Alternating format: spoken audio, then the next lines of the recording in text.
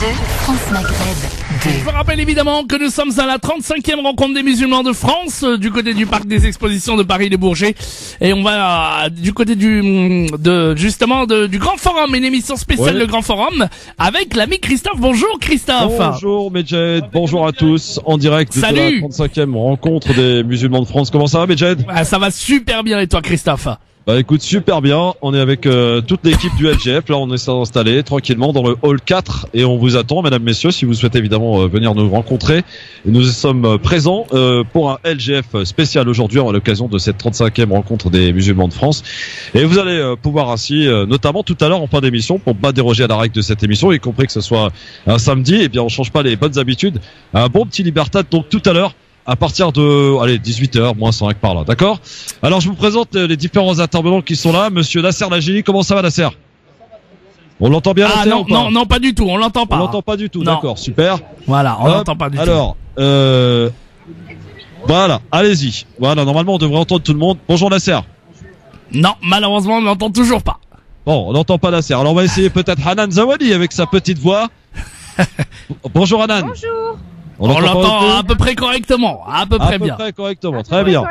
Bon, quelqu'un que vous avez eu tout à l'heure aussi, Besma Maghrebi, maître Besma Maghrebi qui est avec nous. Bonjour Besma. Bonjour Christophe, rebonjour aux auditeurs. Comment ça va? Très bien.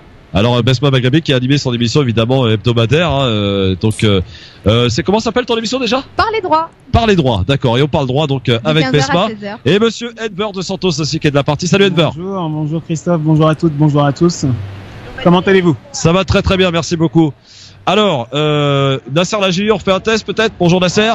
Bonjour Christophe. Ah bah voilà, là c'est bon là. Voilà, tout le monde est bon, c'est parfait. Alors jusque 18h, on va essayer d'échanger autour de différents thèmes d'actualité. Pour la petite histoire, nous sommes à côté du stand Free Tariq Ramadan.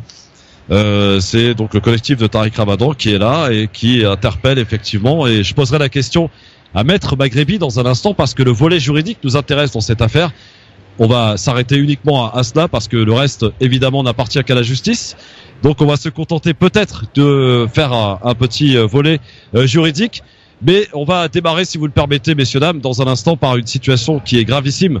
Ça s'est passé hier à l'occasion de la journée de la Terre. Ce sont ces réfugiés palestiniens qui, vous le savez, tous les 31 mars, a priori, reviennent aux frontières, pour espérer en tout cas revenir aux frontières donc de la Palestine initiale. Et hier, il y a eu effectivement ce bain de sang. On peut parler d'un véritable bain de sang en Palestine avec le bilan de 16 morts et plus de 1500 blessés. En fait, tout simplement, ils ont tiré à balles réelles. Les snipers étaient présents, ils ont tiré à balles réelles sur la population. Une population qui était pacifique, non armée, présente à cette manifestation.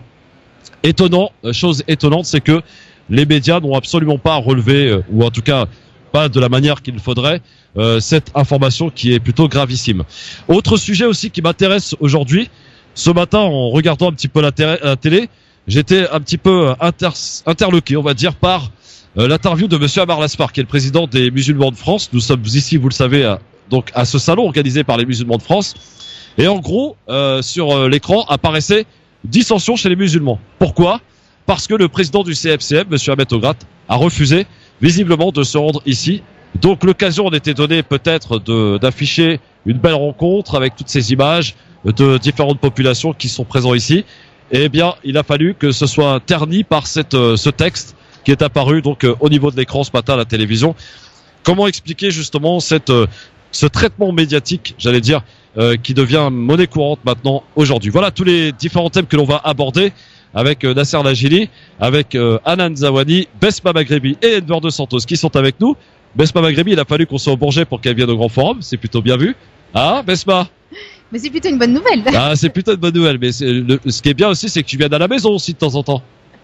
De temps en temps, peut-être. Voilà, bon. Non, on va essayer en semaine, on va organiser des venues régulières. Très bien, très bien. Là, au moins, elle a pris les auditeurs à témoin. Voilà. Un témoin que je vais essayer de venir plus souvent. Et évidemment, vous pourrez nous appeler au 01 40 33 9000, cher Medjahed. Je te laisserai le soin, évidemment, de faire le relais. Bien sûr. Des appels qu'il y aura en direct à la radio. Beaucoup de monde cet après-midi. Tiens, première impression avant la pause. Besma, t'as eu le temps d'aller faire un petit tour du côté du salon. Qu'est-ce que t'as relevé? Qu'est-ce qui t'a frappé? Dis-moi un petit peu. Bah, il y a pas mal de monde, donc ça de ce côté-là, je pense que l'objectif est atteint. Et depuis ce matin, j'entends beaucoup de messages de paix. Donc ça aussi, je trouve que c'est pas mal. Non, moi je suis plutôt satisfaite de tout ce qu'il y a, de tout ce qu'on a pu voir là depuis ce matin. C'est plutôt bien. Très bien. Anan, t'as eu le temps de faire un petit tour ou pas? Alors non, j'ai pas eu le temps de faire un petit tour. Je suis arrivée il y a à peu près 2 heures, donc je suis restée sur le stand de France Maghreb 2, le Grand Forum, et on a énormément d'auditeurs qui passent, de fidèles, donc des fans de toi, Christophe, donc qui t'attendaient, avec qui on a pris des photos, des partenaires également qui nous interpellent pour qu'on travaille avec eux. Donc c'est essentiellement du relationnel autour du stand. Donc tout autour de nous, on a énormément de stands associatifs qui sont pas mal remplis, et peut-être que ce soir j'irai faire un tour sur la partie commerciale, mais qui pour ma part m'intéresse un petit peu moins. Voilà. Ouais. Nasser, est-ce que tu as eu le temps de faire un petit tour au salon? J'ai pas eu le temps, mais moi c'est toujours un plaisir de voir la communauté assez rassemblée sur ce genre d'initiative. Donc voilà, et j'espère tout simplement faire un tour après l'émission, bien évidemment. Donc voilà, Christophe. Mais après, le ressenti, effectivement, moi c'est tout le contraire par contre de Besma. J'ai bien l'impression qu'il y a moins de monde que les autres années, et je trouve ça dommage. Donc oui, oui, on fera le compte peut-être à la fin, on verra. Ah, on entend. Ouais. Alors, moi, par rapport à l'aspect commercial, ce qui m'a frappé ce matin, c'est que, si je me trompe pas, l'objectif du salon cette année, c'est de véhiculer le message d'éducation, que c'est important d'éduquer, de passer par l'éducation pour réussir à faire en sorte que la jeunesse grandisse en ayant les bonnes normes religieuses. Là, c'est la juriste qui parle.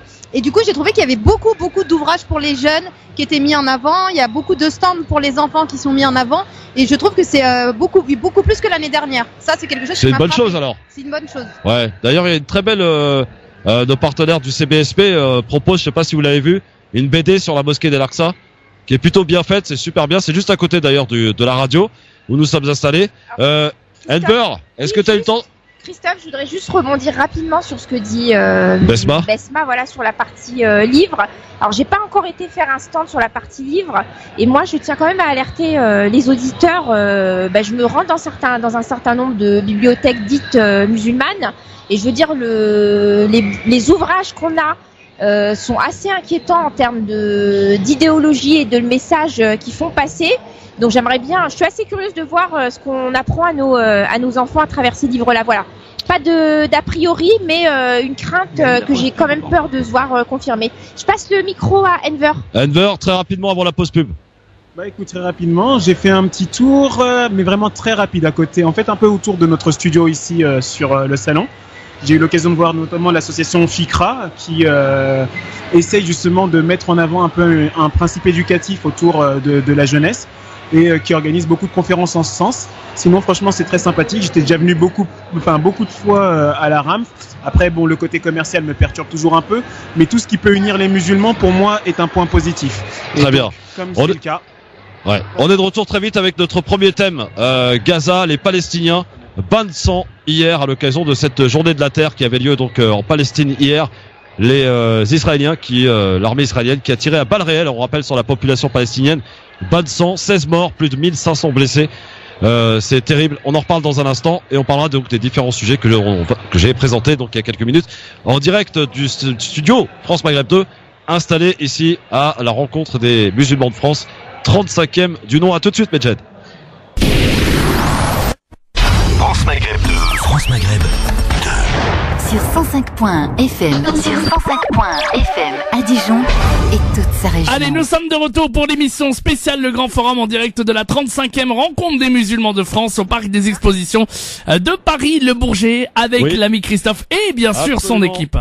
En direct du studio France Maghreb 2, ici à la rencontre des musulmans de France, dont c'est le 35e anniversaire quand même, c'est pas rien. 35 ans donc les musulmans de France, qui s'appelaient d'ailleurs à l'époque UIF, se réunissent au Bourget, Parc des Expositions, avec plusieurs halls. Donc nous sommes dans le hall 4, si vous souhaitez venir nous voir, si vous avez l'intention en tout cas de venir ici en direct du Bourget. Nous sommes installés effectivement pour un LGF spécial. Et comme c'est un GF spécial, on a sorti les grands moyens, à savoir Besma Maghrebi qui est avec nous, Hanan Zawani, Enver de Santos et monsieur Nasser Lajili. Alors, bonjour ma chère Hanan. Voilà, alors, on va entamer notre premier thème parce qu'il fallait qu'on en parle et on démarre par cette actualité très lourde du côté de la Palestine. Vous savez que le 31 mars est le jour de la terre. C'est ces réfugiés palestiniens qui reviennent donc bien aux terres initiales, j'ai envie de dire, pour manifester bien sûr ce qui a été grignoté, et Dieu sait qu'il y en a eu depuis 48. Et effectivement, le chef de l'armée israélienne avait prévenu, si vous venez vous approchez un peu trop de la barrière de sécurité, on vous tirera dessus. Eh bien effectivement, ils ont tenu leur promesse. Du coup, on a assisté à un véritable bain de sang hier, plus de 16 morts et plus de 1500 blessés. Ce qui évidemment est le quotidien, j'ai envie de dire, des Palestiniens. Mais moi, c'est ce traitement médiatique qui m'interpelle. Besma Maghrebi, tiens, sur le fait que les médias ne relaient absolument pas, ou peut-être que, en bref, dans les infos, la situation des Palestiniens, leur sort, qui ne préoccupe plus grand monde, on a l'impression, sur cette planète. Alors moi, je vais répondre à ta question par une question. Oui, pose-moi une question. Est-ce que ça te surprend ? Non, ça ne me surprend pas, mais pour autant, cela ne veut pas dire qu'il faut accepter, j'allais dire, ce quotidien qui nous est réservé, et surtout le traitement médiatique qui est réservé aux Palestiniens. Absolument. Donc dénoncer, bien évidemment qu'il faut dénoncer. Maintenant, au regard de la position de certains sur ce problème, je suis pas vraiment surprise que ce soit gardé sous silence. Oui, mais en tout cas, c'est inquiétant quand même de voir. Il y a un événement important, tragique, hier, ce bain de sang, parce que ça en est un. Et les médias nous parlent de quoi ce matin? Nous parlent de l'ONU qui n'arrive pas à se mettre d'accord sur une éventuelle résolution. Alors ce qui est à noter en fait, Hanan Zawani. Oui, ce qui est à noter Christophe et chers auditeurs, c'est que effectivement l'information a pratiquement pas été relayée sur les médias mainstream. Fort heureusement, on a eu plusieurs spécialistes qui ont pris la parole sur France 24. Oui. Et un des spécialistes, justement, précisait que les médias en général et les différents gouvernements ont totalement été pris de court, que cette marche du retour avait été absolument pas anticipée par les gouvernements, que en réalité elle a été cette manifestation a été organisée par le Hamas il y a quelques semaines déjà en termes de logistique, et qu'aujourd'hui en réalité ils apportent une réponse politique au fait qu'on ait mis en place en fait l'ambassade à Jérusalem. Oui, le 14 mai prochain. Et ce qui était également à noter, en tout cas ce que spécifiait ce spécialiste du Moyen-Orient, c'est qu'ils étaient le Hamas aujourd'hui était dans une stratégie qui est totalement différente. Qu'aujourd'hui les manifestants, enfin en tout cas hier et durant les 60 jours, on espère, c'est des manifestants qui sont non armés. Donc ils sont absolument pacifiques, en fait, qui reprennent la stratégie du Fatah. Ouais. Voilà. Et voilà, donc ils trouvaient ça judicieux en fait d'un point de vue réponse politique, et ils s'interrogeaient sur comment allaient se dérouler justement ces 60 prochains jours, et qu'en réalité le point d'arrivée finale était très important, et qui réunissait en réalité 3 événements majeurs. Donc déjà le début du Ramadan, et entre autres le 15 mai aussi, qui est le jour de la Nakba. Le 15 jours qui est le jour de la Nakba, voilà, exactement. Et qui est, vous le savez évidemment, l'anniversaire de la création de cet État israélien. Voilà, donc plutôt une bonne stratégie apparemment de la part du Hamas. Monsieur Nasser Lajili, un sujet qui te touche au plus près parce que tu le connais. Oui, qui me touche, mais en même temps, comme elle le disait, Besma a la raison. Besma disait que est-ce que ça nous surprend? Non, malheureusement, c'est triste à dire, mais aujourd'hui on constate que la situation en Palestine, que ce soit à Gaza ou en Cisjordanie, elle est très palpable. Donc on sent que les gens commencent ça risquerait d'être de plus en plus grave, parce que voilà, la situation, que ce soit dans le cadre politique ou que ce soit dans le cadre de la vie quotidienne, elle devient de plus en plus difficile. Et effectivement, on a de quoi s'inquiéter pour la suite. Bon, voilà. Donc, Enver de Santos sur la Palestine. Moi, ce qui m'a vraiment interpellé, c'est ce traitement médiatique, parce que même si effectivement cela ne nous surprend pas, mais ça interpelle quand même toujours sur le fait que il y a un événement tragique important. parce que effectivement, vous le savez, le sort des Palestiniens, c'est au quotidien, évidemment, qu'ils sont chassés, qu'ils sont poursuivis, qu'ils sont pour la plupart chassés de leurs terres, etc. Mais là, c'était véritablement une concentration, j'avais de dire, et le fait que des snipers tirent sur des manifestants non armés, pacifiques, ça ne dérange personne, tout le monde trouve ça normal. Enver. Tu sais, c'est là où justement on va pouvoir parler non pas de est-ce qu'on trouve ça normal ou pas. C'est un travail qui est fait de longue haleine et qui fait depuis plusieurs années par les médias mainstream et par leurs propriétaires. C'est ce qu'on appelle la banalisation justement de la vie humaine. Ouais. La banalisation en tout cas de certaines vies humaines. On en a parlé pour les Rohingyas, mais là donc on va se concentrer sur le cas palestinien. Qui ont disparu d'ailleurs entre parenthèses. Hein. Exactement. Ils ont disparu totalement des médias. Hein. Souviens-toi, et pour ceux qui sont assez âgés, souvenez-vous de ce qui se passait à l'époque de l'apartheid en Afrique du Sud. Oui.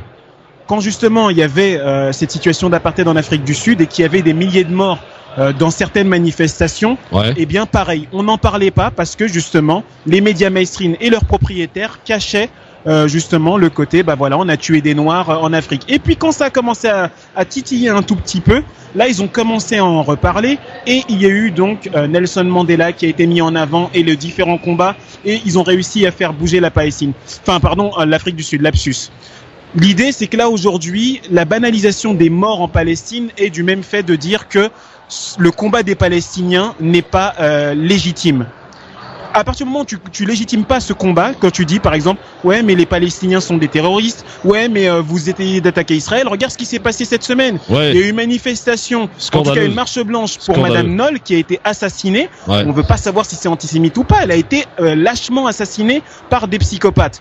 Je dis bien par des psychopathes. À un moment donné, ça a été récupéré par le CRIF et le CRIF a commencé à dire patati, patata, patati. Et la LDJ a commencé à dire Israël, Israël. Et on banalise ce genre de choses. Et de la même manière qu'on banalise ce genre de choses, on banalise la vie des Palestiniens.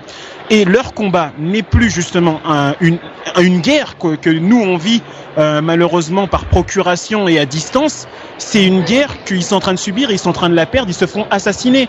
Et je m'excuse, à partir du moment où tu tues un enfant, tu tues des gens qui ne sont pas armés, ça n'est plus une guerre. D'ailleurs, permettez-moi de faire une petite parenthèse, j'ai été un petit peu choqué peut-être une maladresse de Amar Lasmar ce matin, puisque la journaliste lui faisait remarquer qu'il y a beaucoup de choses concernant la Palestine. Il a dit oui, les musulmans se sentent concernés par la Palestine. J'ai envie de lui répondre absolument pas. Et c'est pas une affaire de musulmans, de juifs ou de chrétiens, c'est une affaire de justice, de droit international. La Palestine n'appartient pas aux musulmans et ça se saurait. La Palestine appartient à tous ceux qui sont et défendent la justice à travers le monde. Alors moi, excuse-moi Christian, je réagis parce que je suis entièrement d'accord avec toi. En effet, là on n'est pas du tout dans musulmans, pas musulmans. On est face à un peuple qui se sent opprimé, un peuple qui essaye de résister, qui a essayé de résister et de se réunir de façon pacifique pour essayer de faire peut-être réagir aussi au niveau international. Et là, ce qui s'est passé, c'est qu'ils ont été lâchement assassinés, lâchement tués, alors qu'on avait juste un peuple qui était dans la résistance pacifique. Mais pourquoi ne pas véhiculer le message et pourquoi les médias n'en parlent pas? Parce que derrière cette résistance pacifique d'un simple peuple, on a des enjeux politiques et des enjeux politiques qui sont tels que apporter de la sympathie, faire en sorte que les gens soient tristes et qu'ils soient compatissants par rapport à ce qui se passe là-bas, c'est les faire réagir, et les faire réagir, c'est peut-être aussi faire en sorte qu'ils n'acceptent pas ce qui se passe là-bas et qu'ils commencent aussi à agir. Et ça, politiquement, c'est pas possible. Après, cette guerre-là, elle se déroule aussi en dehors des médias mainstream. On l'a vu hier, il s'était quand même promis entêté. On a des images quand même qui sont assez fortes. On voit une foule énorme, avec énormément de fumée. Donc de toute manière, qu'ils veulent relayer ou pas relayer, déjà il y a la guerre des images, et cette guerre-là, elle se fait également sur les réseaux sociaux. Donc de toute manière, là, en tout cas, sur cette première journée-là, pour Israël, c'est très très mauvais en termes d'image, absolument. Il y a eu 17 morts, en tout cas ce qui a été comptabilisé ce matin, et plus de 1500 blessés face toujours à des manifestants qui ne sont pas armés. Et on ne sait même pas d'ailleurs si c'est pour eux de soigner, parce que vous connaissez la situation notamment à Gaza. J'en profite d'ailleurs pour saluer le professeur Christophe Oberlin qui a été depuis très longtemps d'ailleurs à Gaza pour former des médecins dans la bande de Gaza, travaillant dans des conditions absolument désastreuse, et il sera d'ailleurs présent, je crois, demain à ce salon du Bourget, Christophe Oberlin. La guerre des images, très intéressant, Nasser Lajili. Aujourd'hui, c'est un aspect peut-être que les Israéliens ont peut-être un petit peu occulté et qui sont en train de leur retomber à la figure, cette histoire-là. Effectivement. Bon, donc après, comme je le dis, donc c'est pas une surprise pour nous. Ce qui se passe là, il va y avoir une répercussion par la suite. Donc quand je dis ça, c'est tout simplement que à force de négliger des choses ou un combat, comme tu le disais, parce que c'est pas une question de savoir si on aime la Palestine ou pas. On est contre toute forme d'injustice. Et là, le problème qu'ils ont, et après, concernant les médias, comme tu le disais tout à l'heure, Christophe, nous, on a un gros problème. En France, on a un gros problème quand ça concerne la Palestine. C'est ça. Et ça date pas d'aujourd'hui. Et vous le savez, vous, toi qui es issu d'une ville qui s'appelle Gennevilliers, qui apporte aussi son soutien, je crois, à la Palestine, oui, par le vote de ton maire. Avec une ville palestinienne qui est El Béret, tout à fait, qui se trouve en Cisjordanie. Donc voilà, on est aussi menacé parfois. Moi, je le dis parce que j'ai été victime de ce problème-là. On est souvent menacé quand on soutient une cause comme celle de la Palestine. Donc à un moment donné, ce genre de pression, faut qu'elle arrête. Et l'État doit faire son travail sur ces questions-là aussi. Justement, elle le néglige trop souvent. Juridiquement parlant, Besma, c'est à toi que je m'adresse, sur le fait qu'aujourd'hui, en fait, quand on appelle à boycotter un État parce que effectivement on considère que d'abord il ne respecte rien et qu'il profite, j'allais dire, de la main-d'œuvre palestinienne pour se faire de l'oseille en fait sur leur dos. Quand on appelle au boycott, c'est interdit. On rappelle, je crois que c'est Michel Alliot-Marie qui en est à l'origine de cette circulaire, que d'ailleurs Christiane Taubira n'a pas abrogé. Elle n'a pas été remise en cause, absolument. Et là, on attend de voir si ce gouvernement va se décider à intervenir et à remettre en cause ce qui est prévu par la circulaire. Moi, des échos que j'ai eus, pour l'instant, il n'y a rien de prévu. Oui, ça c'est clair, faut pas s'attendre à grand chose, mais concrètement aujourd'hui, ça dit quoi? Ça veut dire que si on fait un appel public à boycotter Israël, les produits israéliens, c'est interdit. C'est interdit. On peut être condamné par la loi. Absolument. D'accord. Et le mouvement BDS, qui lui est un mouvement international maintenant, qui fait un travail extraordinaire, il faut le dire, de par le monde, et qui arrive d'ailleurs pas plus tard qu'il y a pas longtemps à empêcher, ou plutôt convaincre une chanteuse comme Vanessa Paradis de ne pas venir jouer en Israël, par exemple.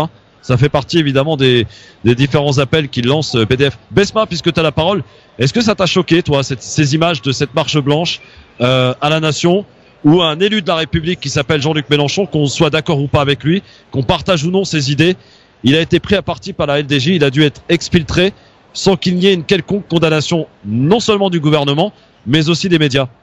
Bien évidemment que on ne peut qu'être choqué, parce que surtout pour une juriste, pour moi, toute atteinte à la liberté doit être sanctionnée. Alors que, rappelons-le quand même... Et à partir du moment où on vient porter atteinte à cette liberté, on est tous libres, la liberté de chacun s'arrête là où elle commence à poser problème aux autres. Là, il exerçait sa liberté.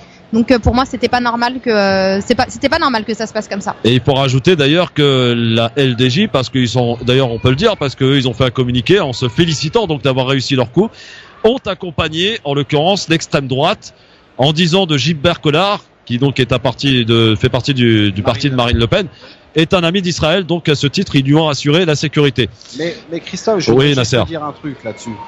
C'est très bien ce qui s'est passé avec Jean-Luc Mélenchon et d'autres.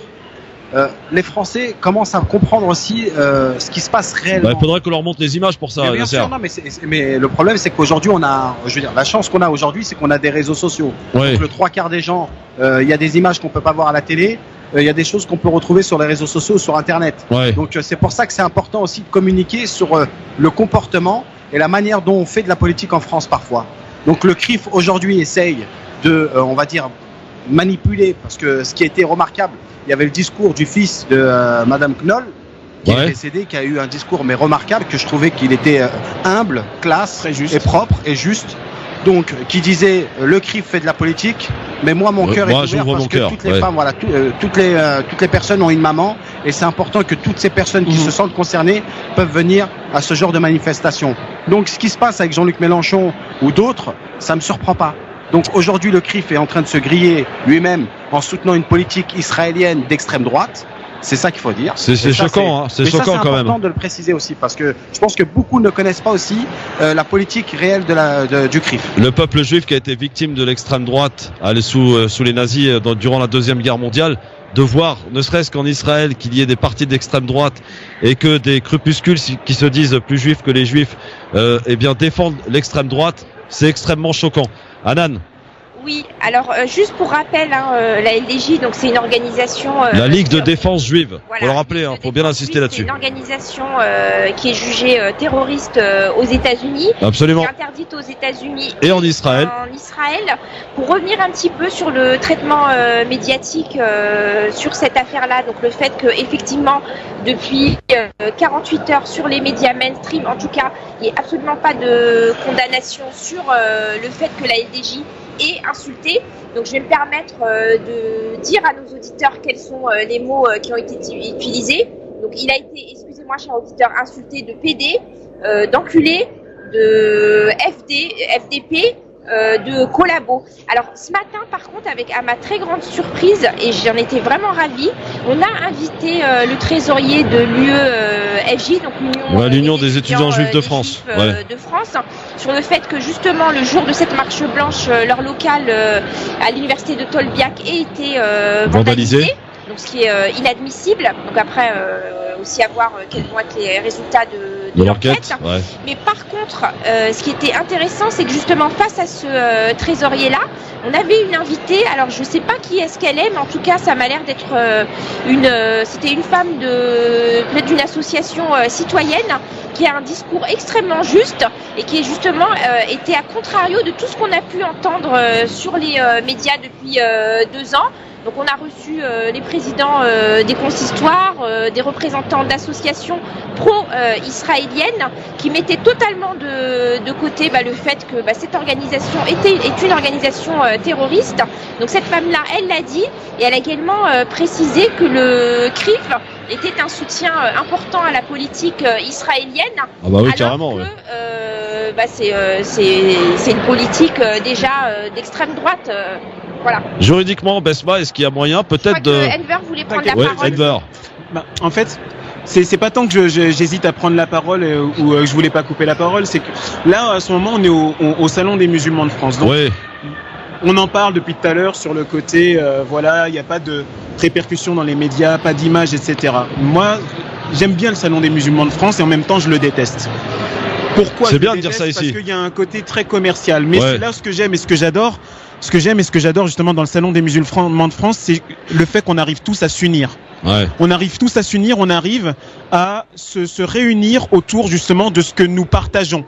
La paix, la solidarité, certes le commerce, mais également tout ça. Il y a une reproduction magnifique d'Al-Aqsa juste à côté. Oui, au CBSP là. Et le truc, c'est que moi, ce que je demande, c'est pourquoi nous, musulmans, qui arrivons à nous réunir dans ce genre de manifestations, on n'arrive pas justement à nous réunir et à réunir les gens, qu'ils soient musulmans ou pas, autour justement de ce message de paix qui est qu'il faut sauver Al-Aqsa. Ce qui s'est passé en Afrique du Sud, je le répète, c'est que les gens se sont unis. Ouais. Et là, à un moment donné, les médias, moi je le dis, et c'est ce que disait Nasser tout à l'heure, les médias ne vont pas relayer l'information. Mais nous, on peut relayer avec les images, parce qu'Internet va très très vite. Là, en ce moment, on est filmé à la radio. Ou des radios comme France Maghreb. Ou des radios comme France Maghreb. France Donc, Maghreb à un moment 2, donné, n'oubliez pas le 2, les gars. Je pense sincèrement qu'on a un devoir à faire. Et ce devoir, il commence par, il faudrait peut-être qu'on s'ouvre les yeux et qu'on se rende compte que unis, on est beaucoup plus fort plutôt qu'individuellement. Et là, croyez-moi, on pourra être une vraie force de lobby et faire plier les gens. Ce qui renforce le CRIF ou le LDJ, moi je vais pas vous au-delà de l'argent, c'est le fait qu'ils soient unis. Effectivement. Les gens sont unis. Enver, une petite anecdote. Donc hier, je discutais sur un statut sur Twitter. Donc encore une fois, on a une personne lambda qui vient taper sur les doigts, notamment de Benoît Hamon, parce que il s'est rendu au dîner du CRIF, donc ce qui est inadmissible. Je suis d'accord avec lui. Mais en même temps, c'est aussi se rendre compte que, en fait, à force de pointer du doigt, du doigt la faute des autres, en réalité, c'est nous des responsabilisés. Aujourd'hui, le CRIF, effectivement, c'est une institution qui est importante parce que elle est puissante auprès, notamment, de nos différents représentants politiques. mais qu'il ne sert à rien en réalité de pointer du doigt les personnes qui y vont. Le travail qu'il y a à faire, c'est un travail effectivement auprès du gouvernement pour dénoncer ça, mais de manière régulière. Donc c'est-à-dire que si les organisations pro-palestiniennes ou en tout cas pro-justice étaient face au CRIF et militaient de manière régulière, là on ferait en sorte que le dîner du CRIF deviendrait en réalité le dîner de la honte. Mais tu peux même aller encore plus loin si tu permets. Regarde, le CRIF, moi j'entends beaucoup de gens de confession juive dire le CRIF ne me représente pas.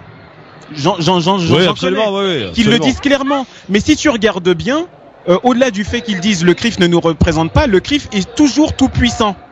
Nous, dans notre communauté musulmane à nous, il y a plein d'instances, comme l'UOIF, son ancien nom, ou les musulmans de France qui existent.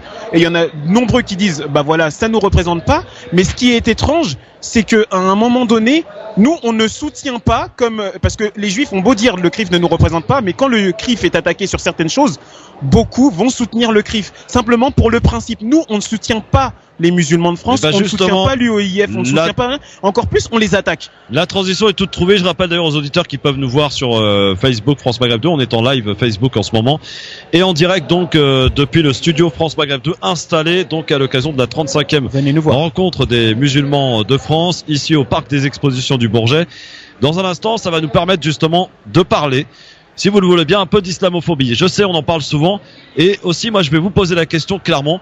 Est-ce que la communauté dite musulmane aujourd'hui pèse quelque chose? Pourquoi elle ne pèse rien? Parce que pour moi, elle ne pèse rien. Non, mais je vous donne tout de suite l'orientation du truc. Je me lève et je comprends. Alors, et le fait aussi peut-être d'inciter, je ne sais pas si le terme est choisi, mais plutôt que de parler de communauté musulmane, parlons de communauté nationale, parce qu'on a tous quelque part autour de cette table ce point commun, nous sommes français. Et évidemment qu'on est français. Non mais c'est important de le rappeler. Et le principe, je pense, à mon avis, et peut-être qu'on va en discuter dans un instant ensemble, pour moi, le piège que l'on nous tend, c'est justement le communautarisme, du repliement sur soi-même, pour essayer, j'allais dire, d'aspirer ce que l'on peut appeler, le terme je l'aime pas beaucoup, mais les arabes de service ou les noirs de service, et pour les aspirer, en leur offrant peut-être de l'argent, des postes, du clientélisme, comme il en existe partout.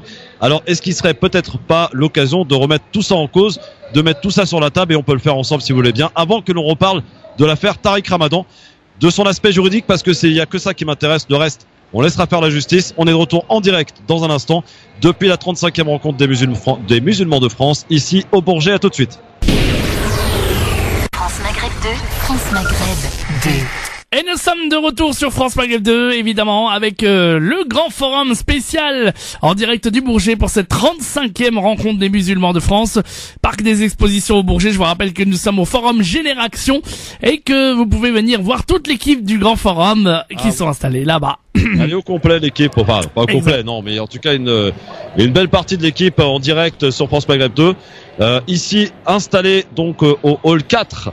Vous pouvez venir nous voir, on est par exemple pour vous donner un petit repère à côté du stand du CBSP, pas très loin du stand Free Tariq Ramadan, avec Pesma Maghrebi qui est avec nous, et j'avoue que ça me fait un grand plaisir qu'elle soit là aujourd'hui.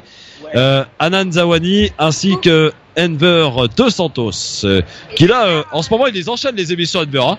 Ah, il est au top là, il est au taquet là. Effectivement, c'était un plaisir de partager ces derniers jours avec toi. Et monsieur Nasser Lagili aussi toujours avec nous. Nous aurons dans quelques instants des invités parce qu'ils sont là. Alors là, c'était très bien parce que le débat a un petit peu commencé en antenne. J'ai un peu offusqué Hanan Zawani lorsque je parle de communauté nationale. Pourquoi Hanan, je t'ai offusqué? Non, j'ai pas dit si. Non, mais dis la vérité. Non, je vais dire la vérité. Je suis toujours très franche à la radio, comme en dehors de la radio. Je te taquine. Moi, j'ai pas de souci pour qu'on parle de communauté nationale. La seule chose qui m'interpelle un petit peu, c'est que tu as fait un live il y a quelques jours où effectivement tu as insisté sur le fait qu'il faille parler de communauté nationale et ne pas tomber dans le piège de la division. Je suis entièrement d'accord, ne tombons pas dans le piège de la division. Cela dit, cette communauté nationale, et moi en tout cas c'est ce que j'ai appris en cours de géographie, la France est une mosaïque de peuples. Donc, parmi cette communauté nationale, on a des personnes de confession musulmane, juive, chrétienne, agnostique, il n'y a pas de souci. On a des Français de souche, en tout cas, avec en tout cas pas des enfants d'immigrés comme nous. On a des Noirs, on a des Arabes, mais par contre chacun on a des problématiques, et les problématiques qu'on a en tant que musulmans, en tant que personnes issues des quartiers populaires, elles sont compliquées. Donc on a à subir le racisme, on a à subir la discrimination, on a à subir la stigmatisation, et qu'à un moment dire non mais arrêtons de nous diviser, on fait partie de la communauté nationale, tout va bien. Non, c'est pas vrai, je suis désolée. J'ai pas dit que tout allait bien. Voilà, non, je suis désolée, et qu'aujourd'hui une communauté, comme j'ai dit, c'est une mosaïque de peuples. Et en tout cas, on a des luttes de classe. Il y a les riches contre les pauvres, entre guillemets, et il y a les problématiques des quartiers populaires, et c'est à nous de les porter, parce qu'aujourd'hui, si nous ne les portons pas, personne ne les portera pour nous. Donc communauté nationale avec grand plaisir, mais luttons pour nous, tout simplement. Bah justement, là, par contre, moi, là, je vais rejoindre Christophe, et c'est cool qu'il y ait eu ce débat justement. Je l'ai raté, tu vois, mais on n'est pas les seuls à devoir porter ce combat. Si tu regardes bien, moi je connais vraiment des gens qui à un moment donné font partie de ce qu'on appelle vraiment la classe très très très aisée. Et je parle pas de projets auxquels on a participé récemment, je parle vraiment d'autres gens qui font partie de la classe très aisée et qui ont tout simplement mis en place un système scolaire où des gens qui viennent des quartiers populaires et des gens qui viennent des quartiers un peu plus huppés partagent le même enseignement. Moi je pense il peut y avoir un juste milieu. C'est bien de dire qu'à un moment donné on n'est pas accepté, etc. Tout ça, mais il faut. Tout ça, c'est la réalité. Non, c'est pas une histoire de pas réalité. C'est qu'à un moment donné, il faut bien comprendre que nous, on doit tout simplement. C'est pas une histoire de s'intégrer ou pas, mais montrer qu'on est là. On doit montrer qu'on est là. Et le truc, c'est pour montrer qu'on est là, c'est pas de dire que voilà, nous on est les quartiers populaires, on est différents de vous. Ça fait partie de l'État. C'est que je veux dire, le quartier populaire français n'est pas même que le quartier populaire brésilien. C'est une réalité pour moi. Alors, peut-être que je vais demander à Besma. Alors, oui. Moi, si j'essaye juste de comprendre un petit peu ce que j'ai entendu, parce que j'ai pas vraiment suivi le débat. Donc pour toi, Christophe, nous sommes une communauté nationale. Oui, absolument. Ouais. Et Anan, selon toi, on peut pas s'arrêter et se focaliser uniquement sur la communauté nationale, parce que on est des peuples différents. C'est un constat d'échec, Besma. C'est un constat d'échec. Moi, ce que j'aurais envie de dire par rapport à ça, j'aurais juste envie de reprendre la définition de communauté. Oui, vas-y. La définition de communauté, c'est que la communauté, c'est un groupe de personnes qui vivent ensemble ou qui partagent les mêmes idées et poursuivent un même objectif. Donc c'est mort. Ça signifie que non, en réalité, nous sommes une communauté nationale, mais qu'au sein de cette communauté nationale, il existe plusieurs communautés. Il y a la communauté religieuse, qui fait qu'il va y avoir la communauté religieuse juive, catholique, musulmane, et que la communauté musulmane peut-être a du mal au sein de cette communauté nationale. Mais dans la communauté nationale, il y a plusieurs communautés, dont la communauté musulmane, qui peut de temps en temps, dans certaines situations, avoir du mal à trouver sa place. J'avoue qu'elle nous a remis tout ça en place avec brio, maître Maghrébé. Merci bravo. Nasser, je crois. Nasser Lagili sur la communauté alors. Non, moi sur la question. Mais moi je fais un constat d'échec, je suis désolé. Non, ça fait 20 ans que je connais un petit peu le milieu, quoi. Effectivement, je pense que ce qu'elle a dit, Besma, elle a raison de bien le préciser. Mais il y a une réalité. Quand on parle de réalité, aujourd'hui, qui nous renvoie sur une division d'une communauté? Parce que nous, on parle d'une communauté unie, mais aujourd'hui, il y a un État tu peux pas qui dire qu'elle est divise unie, cette communauté. Non, mais attends. Non, mais avant que on n'a pas besoin de l'État pour se désunir, vous le savez très bien. C'est grave. L'État ne se sert que de ce qui existe déjà. Elle se sert pour diviser. Maintenant, si tu tombes dans le piège, évidemment que ça marche. Mais malheureusement, nous on est divisés, mais l'État nous aide pas là-dessus. Donc aujourd'hui, quand on s'attaque à une communauté, non, excusez-moi, moi je prends un point de vue que je vois au quotidien. Oui, bien sûr. Aujourd'hui, quand on voit les médias qui s'attaquent à une communauté, une seule d'ailleurs, parce qu'on parle pas d'autres communautés. Et si aujourd'hui la communauté musulmane, elle est rejetée par tout le monde, c'est parce que tout simplement notre société, elle l'impose avec les médias, avec les discours qu'on peut entendre à droite, à gauche. Ce discours victimaire, moi, ça commence à me fatiguer. C'est pas une question de diviser. Ça, c'est un discours victimaire. Non, il faut arrêter avec Je parlerai pas de discours victimaire. En revanche, si tu permets, je permets. Oui, vas-y. Moi, je pense que le problème, c'est que je pense vraiment, là où vous arrivez pas à voir la chose, c'est que l'État, c'est qui?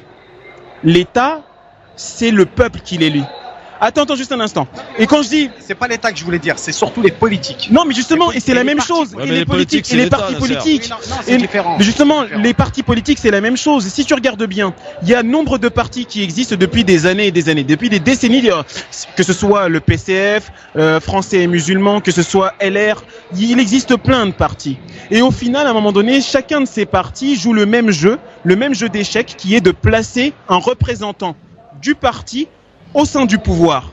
À un moment donné, c'est là où il faut bien se rendre compte des choses, c'est qu'on a la possibilité d'inverser la tendance. Sauf qu'on ne le fait pas. Et dans nos propres communautés, et je vais le dire encore plus loin, et c'est mon avis à moi, dans notre communauté musulmane à nous, à un moment donné, on est plus là à dire ouais, mais les Marocains ils sont comme ça, les Algériens sont comme ça, les Maliens ils sont comme ça, etc. Plutôt que d'aller dans un même sens, qui est on règle nos problèmes entre nous. Et ça se après, fait de moins en moins, ça. Bien sûr, ça se fait de moins en moins. Ça se fait de moins en moins, mais c'est toujours présent. Je vais te dire pourquoi et c'est ça là se où. Non, mais je vais te dire pourquoi ça se fait de moins en moins. Parce qu'on est tellement en train de taper sur la communauté musulmane que les gens qui font partie de cette communauté commencent à se dire finalement, il faut qu'on arrête de se taper entre nous pour faire en sorte qu'on soit respecté. Oui, certains se le disent, Des gens intelligents se le disent. Certains se le disent, mais ça existe encore malheureusement cette division. Regarde, il suffit de voir par exemple dans l'organisation justement du Salon des musulmans de France, combien de gens j'entends dire ouais mais c'est une dinguerie ce salon, c'est du n'importe quoi, si et ça, et si et ça, plutôt qu'essayer de mettre en avant les points positifs qui sont d'essayer de tirer la communauté vers l'avant. Combien de fois, et tu es témoin Hanan, et Besma je pense que tu as dû le vivre aussi, vous êtes des sœurs qui toutes les deux êtes entrepreneuses dans la vie, entrepreneuses de vos propres vies déjà, et à un moment donné, combien de gens de la communauté vous avez entendu vous dénigrer ou vous descendre en flammes. Et c'est malheureusement pas une nouveauté. Ce que je veux dire, c'est qu'à un moment donné, moi je veux bien attaquer l'État, les représentants politiques, etc. Mais si on ne prend pas conscience que nous devons nous réformer et essayer de faire les choses qui sont tout simplement de s'unir et de se solidifier pour qu'on ait des bases stables, on ne sera qu'un colosse au pied d'argile. Hanan. Moi j'ai envie de dire que tout ça c'est du, encore une fois, excuse-moi Enver, c'est du blabla théorique. Bien sûr. On en revient toujours à la même chose. Donc oui, on doit s'organiser. Parle des faits alors. Alors propose Hanan, qu'est-ce qu'on fait alors? Parce que le constat il est là. Le constat il est fait. Ouais. Donc le travail qu'il y a à faire, et en tout cas c'est en ce sens qu'œuvre Nasser et même Enver et même d'autres, c'est sur l'organisation locale, sur l'engagement, qu'on sorte effectivement de cette optique les musulmans contre les autres. Ça, je suis entièrement d'accord. Aujourd'hui il y a une vraie lutte qui est à mettre en place, c'est la lutte des classes, et qu'aujourd'hui au sein des quartiers populaires on doit travailler sur les problématiques et les remonter le plus haut, en faisant en sorte que les personnes s'engagent en bas de leur quartier déjà, s'engagent au sein des politiquement, donc au sein des municipalités, et que tout autour de ce travail il y a également un travail qui est à faire à l'échelle supérieure, qui est aider localement à s'organiser et à enrichir des personnes de connaissances, de manière à ce qu'elles montent les échelons et qu'on n'ait pas juste que des conseillers municipaux. Voilà. Là-dessus on est tout à fait d'accord. On est d'accord. On est d'accord là-dessus, Hanan. Ce sont que des mots, je veux dire. Après, c'est que les gens ne se réalisent, aux gens de réagir. Alors Nasser Lajili, bien sûr, c'est un engagement, mais ce que je veux dire, c'est que ce sont les personnes qui sont autour de cette table et les gens qui justement se fédèrent. Mais moi, je précise, voilà, je vais aller encore plus loin. Je lance un défi. Vas-y plus loin. Je lance un défi aux gens maintenant, aujourd'hui, qui écoutent France Maghreb 2 et qui apprécient l'émission, la liberté de ton, etc. Moi, je lance ce défi. C'est qu'à un moment donné, il faut arrêter la parole. Il y a à peu près 4400, 4500 fans sur la page. Si réellement vous voulez changer les choses, si vous voulez mettre en avant justement des nouvelles personnes dans des nouveaux métiers, que ce soit avocats, médecins, éboueurs ou autres, au sein de cette société, allez sur la page de France Maghreb 2, allez sur la page donc de Christophe Le Grand Forum, aimez la page et partagez vos idées. Parce qu'à un moment donné, c'est bien gentil de dire que bah voilà, on commence, mais les gens ne réagissent pas. Donc moi je lance un défi, venez sur les pages, suivez-nous et commençons à faire les choses. Je suis complètement d'accord avec toi. Nasser, on appelle. Sayad disait exister, c'est exister politiquement. Oui, exactement. Exactement. Mais alors, excuse-moi de te reprendre quelques trucs qui m'ont moins choqué lorsqu'on est à l'approche d'une élection. Tu vois apparaître sur les réseaux sociaux, il faut le dire, parce que ça sert à rien de se cacher la vérité. Des gens qui te disent que voter c'est haram. Qu'est-ce qu'on fait avec ces gens-là alors? Non mais Alors dès qu'on pointe du doigt quelque chose, non mais dès qu'on pointe, exactement ce que je voulais dire, c'est que ça pose le problème de fond, c'est l'éducation. Moi je suis là pour poser des problèmes.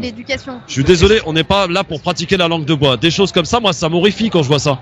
Parce qu'on a un problème d'éducation tout simplement. C'est que le problème de fond, dès le départ, si on veut vraiment faire évoluer les gens, faire changer les mentalités, il faut modifier l'éducation des gens. Tant qu'il y aura justement, comme tu dis, des personnes qui vont venir et dire bah voter c'est haram, la personne qui n'a pas d'éducation et qui n'a pas la connaissance et qui n'a pas le savoir, elle va suivre. Alors qu'en allant plus en amont et en essayant d'acquérir le savoir et d'acquérir la France et de faire des recherches, on éduque les gens qui sont autour de nous et on est moins manipulable. Comment on peut lutter contre la manipulation de ce genre de personnes? C'est par l'éducation. Mais absolument. Moi, je rejoins complètement. Oui, Nasser, je t'en prie. Vas-y, je t'ai assez coupé là. Vas-y. Sur un truc. Aujourd'hui, ça arrange les politiques d'ailleurs. Oui, absolument. Que ce genre de personnes interviennent et disent c'est haram, c'est la yajou, c'est ceci, c'est cela. On a toujours ce même discours. Et à un moment donné, il joue sur l'ignorance. Ce discours-là. Et à un moment donné, il faut que ces gens-là, après, faut-il peut-être rappeler, je pense que Hanan elle doit le savoir aussi, que on a plus de 50% d'abstention dans nos communes. C'est vrai. Ça c'est un problème, ça. Juste l'engagement de faire son devoir de citoyen, on a déjà du mal. Et ça, c'est un vrai problème. C'est un vrai problème qu'il faut aborder. Et c'est vrai que ce sont les quartiers dits populaires auxquels tu fais partie, Nasser, et qui sont les plus, j'allais dire, absents de la scène politique et qui, effectivement, ne vont pas voter. Et ce que regarde un politique le lendemain d'élection, c'est qui a été voté. Et à partir du moment où il voit pas beaucoup de Mohamed, de Saïd, etc., qu'est-ce que vous voulez qu'il considère cette communauté? Au bout d'un moment, ça passe aussi par là. Mais je suis complètement d'accord avec toi. Et c'est ce qui se passe. Aujourd'hui, on met plus en évidence des banquets qu'on fera pour des personnes âgées parce qu'on sait très bien que c'est des électeurs potentiels et qu'on sait qu'ils vont aller voter ces gens-là, que faire peut-être un banquet pour des jeunes. Donc aujourd'hui, on en a rien à foutre. On se dit c'est pas une priorité et ça peut être une menace pour les politiques. Je crois qu'Anan, écoute, moi je veux pas être défaitiste. Un petit peu à la base de ta réflexion, Christophe. Oui. Effectivement, je suis d'accord qu'on a nos propres problématiques. On est tous d'accord là-dessus, et qu'il y a aussi un gros travail à faire, notamment auprès des médias, pour que ces images changent tout simplement, parce que pour changer un monde, on est dans un monde d'images, et pour changer le monde, en réalité, on doit changer les images. Donc je reviens sur cette initiative dont tu as parlé il y a quelques semaines, et encore la semaine dernière, Christophe, c'est qui est le CDM, donc le CDM, absolument, contre les discriminations dans les médias, donc dont on a des nouvelles assez régulièrement à travers la page, qui justement a pris conscience que il faut absolument faire changer les représentations dans les médias, et qui sont aussi sur une autre méthode de lutte. Donc peut-être que Enver, qui a un petit peu plus d'informations, peut en parler, et parler de ce qui est envisagé prochainement, et comment faire justement pour qu'au sein des médias, on ait des personnes issues des minorités qui soient représentatives, tout simplement. Alors, Enver. Écoute, pour faire cette transition, justement, toute société, elle est monstre qu'elle crée. Ouais. Toute société, elle est monstre qu'elle crée, et toutes ces sociétés, elle est monstre, en gros, qu'elle désire. La réalité de ce qu'a dit Besma tout à l'heure est aussi flagrante que ça. Justement, il faut s'éduquer.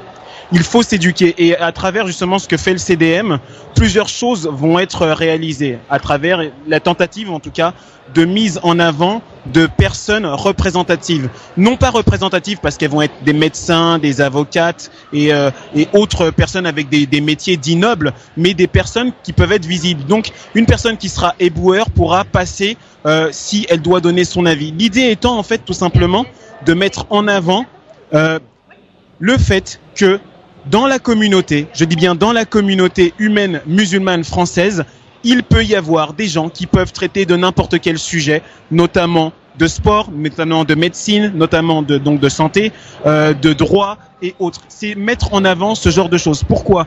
Parce qu'à partir du moment où les enfants ont un modèle de réussite qu'ils arrivent à copier, parce que c'est comme ça que ça fonctionne, c'est le mimétisme. Moi j'entends souvent, et j'en parlais il y a pas longtemps avec Hanan, le fait de dire oh ouais, mais une petite qui va porter le voile à 8 ans, etc. Non, c'est pas très bien, etc. Mais la petite, quand on parle à la petite du voile, elle sait pas quelle est la signification du voile. En revanche, elle sait que sa maman ou quelqu'un qu'elle aime beaucoup porte ce voile et elle est dans ce mimétisme. Foulard. Et foulard ou comme je l'ai dit non mais justement après moi j'ai mon avis dessus, on en fera un autre débat, mais dans l'idée c'est qu'à un moment donné ce qu'il faut comprendre c'est que il faut des modèles de réussite. Il faut des modèles de réussite et les modèles de réussite passent par la compréhension des concepts, que ce soit voile, foulard ou autre. La compréhension par exemple du mot salafisme, salafia, la compréhension du mot taliban, parce que je tiens juste à préciser aux gens, le mot taliban au départ c'est étudiant.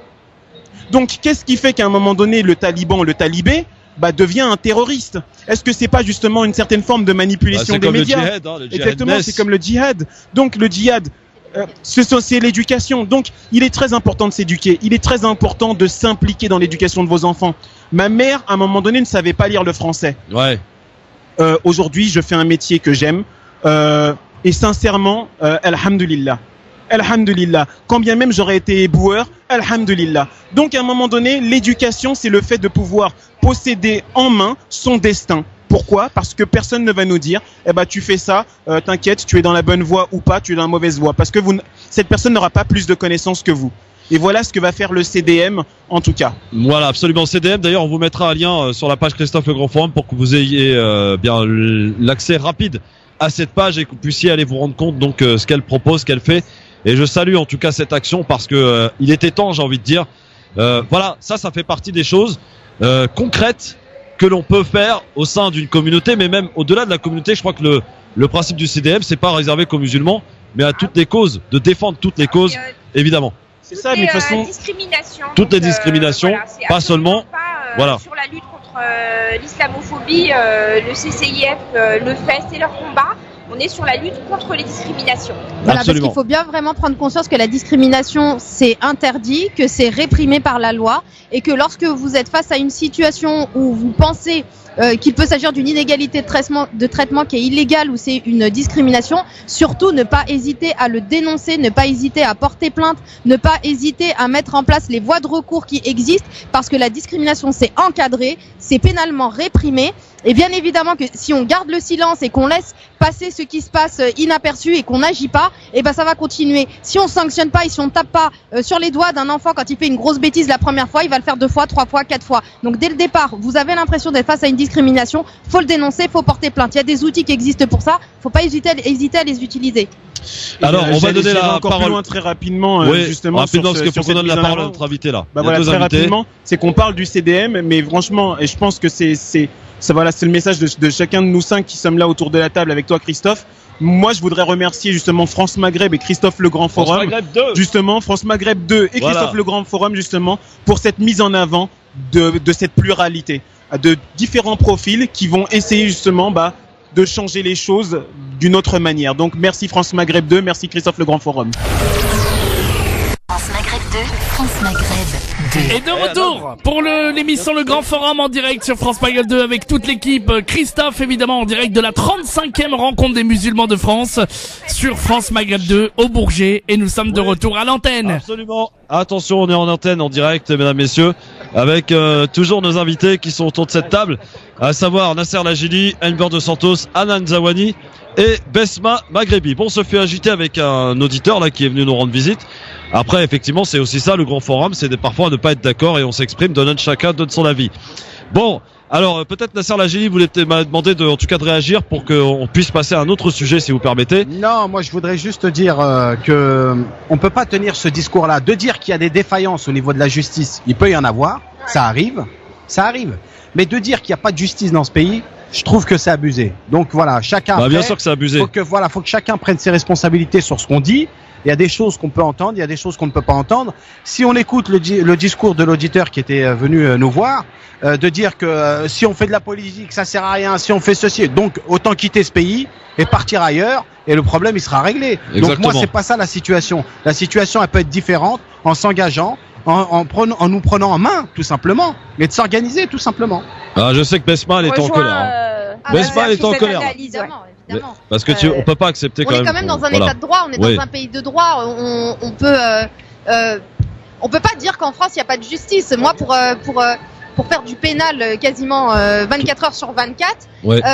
Même la nuit d'ailleurs. Je suis désolé, on peut pas dire qu'il n'y a pas de justice à partir du moment où on met en avant, où on met voilà, une personne qui a commis une infraction, si le parquet, en tout cas au niveau pénal, arrive à démontrer que la personne que tous les éléments constitutifs de l'infraction sont réunis, il va rentrer en voie de condamnation. Le juge il décide, il condamne parce qu'il considère qu'il y a suffisamment d'éléments, et il sera condamné. S'il n'y a pas suffisamment d'éléments, il sera relaxé. Mais c'est ça la justice justement. On peut pas dire qu'on est dans un état où il n'y a pas de justice. S'il n'y avait pas de justice, il n'y aurait pas de tribunaux, il n'y aurait pas de procès. Bien sûr. Mais effectivement, et en plus l'auditeur a commencé à nous dire qu'effectivement il avait été fiché S, etc. et que 3 ans après il avait gagné. Sans la justice, il aurait été quoi? Voilà, exactement. Donc en plus, juste pour conclure, on conclut là-dessus, parce que voilà. À un moment donné, moi je vais juste citer quelques noms. Oui, vas-y, cite-nous quelques noms. Moumia Abou Jamal. Ouais. Hurricane, Carter. Ouais. À un moment donné, ce sont des gens qui étaient innocents, qui avaient toutes les preuves pour montrer qu'ils étaient innocents. Ils ont passé des 20-25 ans de prison aux États-Unis. On est en France. Il a subi une poursuite de 3 ans. Franchement, je voudrais pas, mais sincèrement dire qu'on n'est pas dans un état de droit, parce qu'on peut dire beaucoup de choses sur la France, mais par Dieu, à un moment donné, il y a des gens qui sont en prison dans d'autres pays depuis beaucoup plus longtemps, et crois-moi, le discours, qui regarde Midnight Express si à un moment donné il ne croit pas. Et si je peux me permettre juste de donner un exemple d'un client que j'ai eu qui avait 45 mentions dans son casier judiciaire, 45 condamnations. Il est passé devant le tribunal correctionnel. Pour le procureur, c'était une évidence que d'avoir 45 mentions dans son casier judiciaire, il était coupable de l'infraction pour laquelle il était poursuivi et pour laquelle elle le présentait elle-même devant le tribunal correctionnel. Dans le dossier, c'était vide, il n'y avait rien. On a plaidé au juge en 2 phrases que le dossier était vide, qu'il n'y avait rien et qu'on ne pouvait pas le condamner sur ses antécédents, et il a été relaxé. Non, moi j'aimerais juste finir en disant que dans toute chose il faut avoir de la mesure. Exactement. Et que les expressions radicales d'une colère, en toute sincérité, elles font avancer rien du tout. Et chers auditeurs, évidemment qu'il y a une justice. Et auditrices, excusez-moi, chers auditeurs et auditrices, évidemment qu'il y a une justice, évidemment que on arrive à évoluer dans ce pays dans lequel on est né et qu'on fait énormément de choses, qu'on est intégré politiquement. Il y a encore beaucoup de travail à faire, mais on avance pas à pas. Et j'ai juste envie de dire, vive la France, quoi. Voilà. Et c'est sur ce beau message que l'on va enchaîner sur un autre sujet qui sera notre 3e sujet. Alors vous le savez, on est au salon des musulmans de France, et pendant de nombreuses années, il y avait quand même une personnalité qui arrivait à drainer, à faire venir beaucoup de monde. Ce monsieur s'appelle le professeur Tariq Ramadan. Vous connaissez évidemment les ennuis qu'il a depuis quelques semaines maintenant. Il est en détention provisoire. Il y a un excellent article d'ailleurs dans le Muslim Post qui explique la problématique autour de ce qu'on appelle les aidez-moi Mesma, parce que là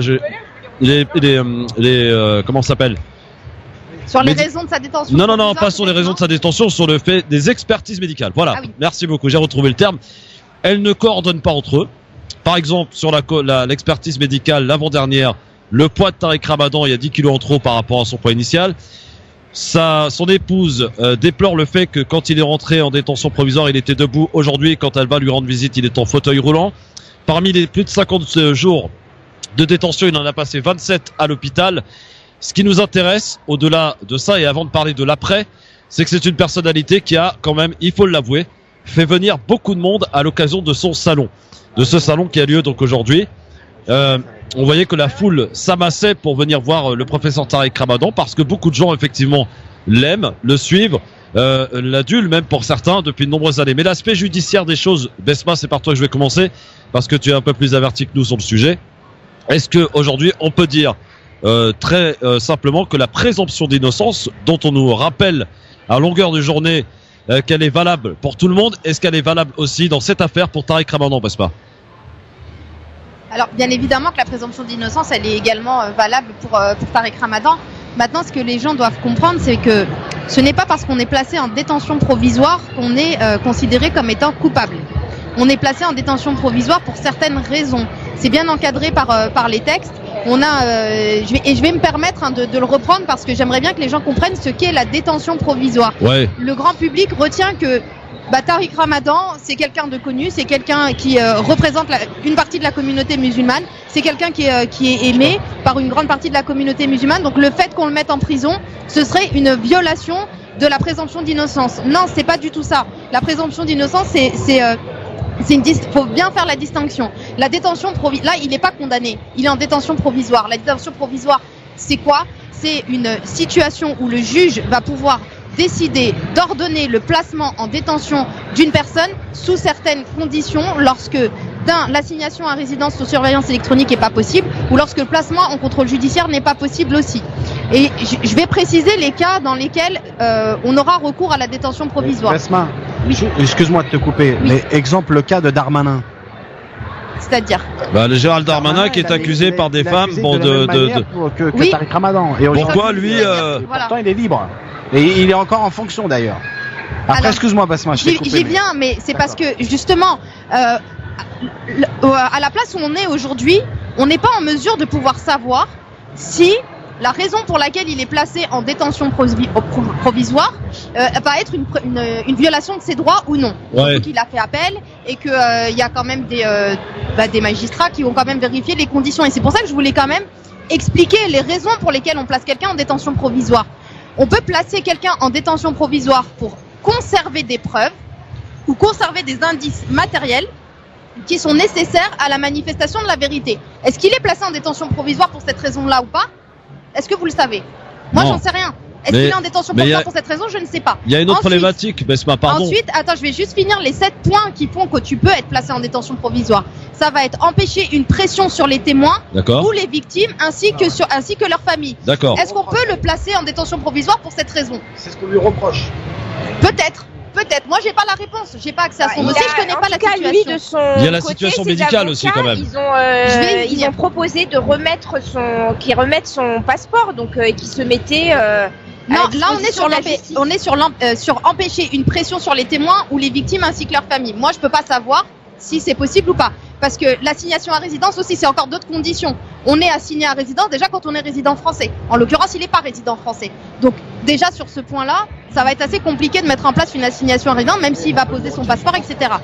Ensuite, on a la détention provisoire parce qu'elle a pour but d'empêcher une concertation frauduleuse entre la personne mise en examen et ses co-auteurs ou complices. Ouais. Est-ce qu'on sait s'il est en détention provisoire pour cette raison ou pas? Non, on n'en sait rien là encore.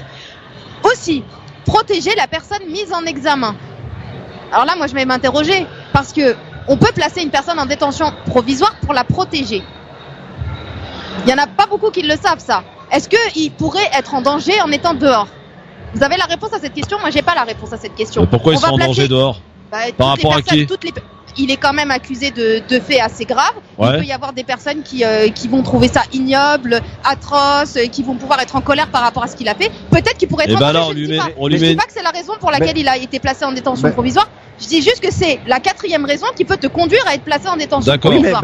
La 5e, il y en a 7. Je vais juste les terminer. Ça peut être garantir le maintien donc de la personne mise en examen à la disposition de la justice. C'est là où on est d'accord qu'une assignation à résidence ou autre, dans la mesure où il s'est présenté de lui-même à la justice par une simple convocation, ça tiendrait pas la route. Mais on a quand même 6 autres raisons qui peuvent justifier une détention provisoire. Ensuite, c'est mettre fin à l'infraction ou prévenir son renouvellement. Là encore, moi je connais pas le fond du dossier, j'en sais rien. Et mettre fin aux troubles exceptionnels et persistants à l'ordre public provoqués par la gravité de l'infraction, les circonstances de sa commission, etc.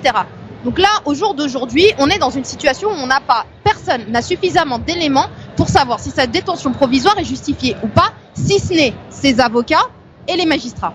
Très bien. Alors, ça c'est intéressant, mais il y a un autre aspect quand même, Besma, sur lequel je t'interroge, c'est l'aspect médical. On a appris, évidemment, durant cette détention, que Tariq Ramadan était atteint d'une sclérose en plaques. Une maladie quand même assez grave, qui a été diagnostiquée, si j'en crois les différents articles, en 2014. Une situation qui s'empire au jour d'aujourd'hui. Il a passé 27 jours d'hospitalisation sur les 57 jours de détention provisoire. Alors, là encore, disons que c'est assez particulier. Il faut vraiment être, on va dire, dans le système judiciaire ou carcéral pour avoir assez de recul par rapport à ça. Moi, je vais juste te prendre un exemple. J'ai un client qui est à Fresnes, qui a fait une crise cardiaque, qui a réussi à être sauvé. Il a été opéré, il a eu des problèmes de cœur, donc il a été opéré. Il a été à l'hôpital, donc il y a un hôpital sur Paris qui a un étage qui est exclusivement réservé donc aux personnes qui sont incarcérées. Ouais. Et donc il a été opéré, il a été soigné, il a passé le temps qu'il fallait, à peu près 3 mois, donc dans ce service, et il est retourné en cellule.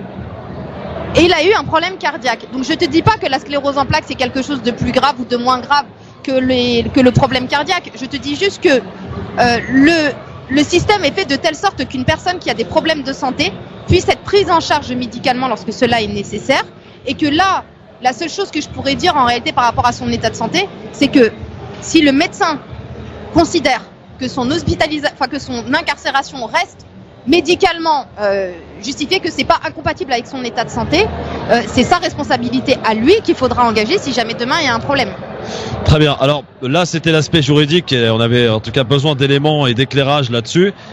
Cependant, il y a les expertises médicales qui ne correspondent pas entre elles, hein. Il faut le dire quand même, il y en a eu 3, dont une dernière qui a été effectuée le 27 mars dernier, donc pas plus tard que mardi dernier, et par 2 médecins pendant 1h30.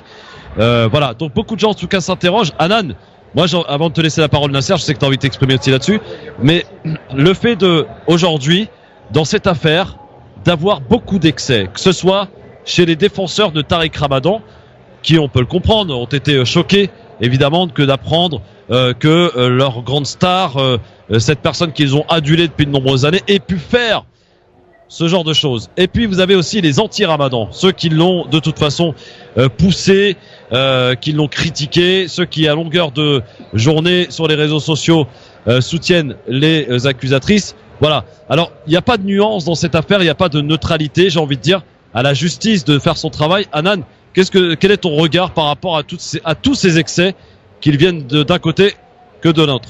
C'est exactement ce que tu viens d'énoncer, Christophe, c'est le manque de nuances, le manque de mesures.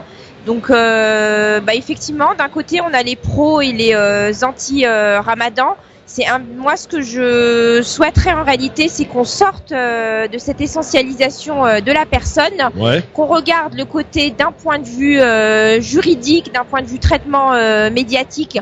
Donc d'un point de vue juridique, Besma vient d'expliquer qu'en réalité, on n'a pas assez d'éléments pour juger effectivement est-ce que la justice fait mal son rôle ou est-ce qu'il y a un acharnement comme c'est ressenti en tout cas par une grande partie des musulmans notamment. Et par contre, là où on peut vraiment pointer du doigt, on en a déjà suffisamment parlé, c'est sur le traitement médiatique, donc là qui est absolument pas neutre.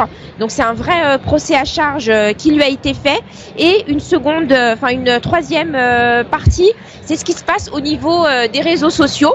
Donc effectivement, on a aujourd'hui une guerre sur le sujet Ramadan.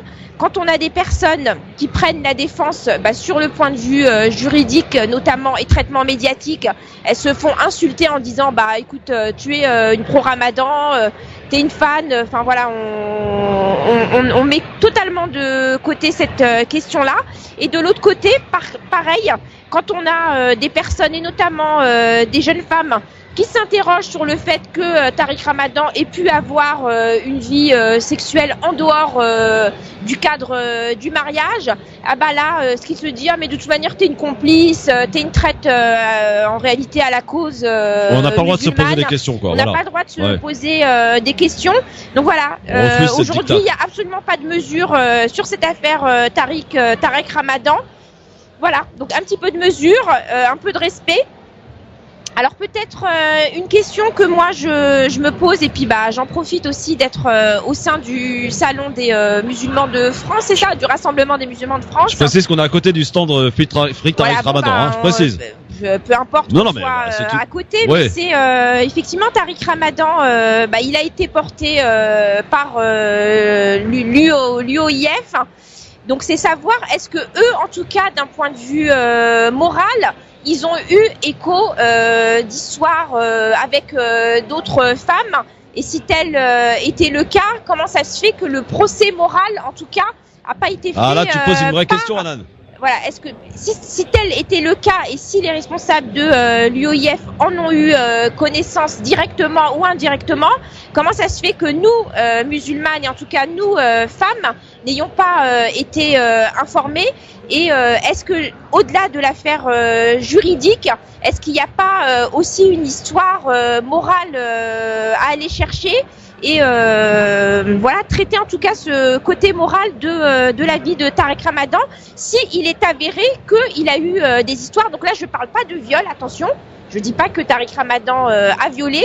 C'est est-ce qu'il a eu des histoires avec d'autres femmes, et du fait de son statut, si les responsables du l'OIF en ont eu connaissance, comment ça se fait que nous, femmes musulmanes, si c'est vrai, on n'en a pas eu connaissance, et voilà, tout simplement. Ouais. Alors, le traitement de cette histoire d'un point de vue moral. On va employer le conditionnel. D'après les informations après enquête, effectivement, les responsables de l'OIF étaient au courant de certaines pratiques dérives de Tariq Ramadan.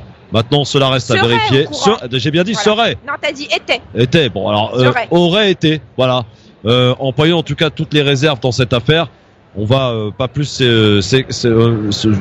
dire de choses, parce qu'effectivement il y a des informations qu'on en a, mais de toute façon qu'on n'a pas intérêt non seulement à dire, parce que ça ne fera pas avancer la cause, et chacun devra rendre des comptes en temps voulu lorsque ça sera le moment. En tous les cas, aujourd'hui, c'est de savoir qu'il y ait un procès équitable qui soit organisé, et qu'il puisse organiser sa défense, et peut-être, si toutefois il doit aussi retrouver la liberté, si tout ça toutes les conditions sont remplies. Et je vais me permettre de rebondir sur le mot liberté que tu viens d'employer, parce que il y a une précision qui est à faire et qui est importante, parce que j'ai présenté les conditions de la détention provisoire, mais il y a quand même un élément essentiel à ne surtout pas oublier, c'est que dans détention provisoire, il y a provisoire. Oui, absolument. C'est-à-dire que la détention provisoire, et c'est l'article 144-1 du code pénal, la détention provisoire, même si parfois elle peut apparaître comme étant nécessaire sous certaines conditions, elle n'est censée durer qu'un délai raisonnable. D'accord. Et c'est peut-être sur ça aussi qu'il faudrait. Non, mais c'est très intéressant. C'est-à-dire que lorsqu'on a atteint la durée du délai raisonnable,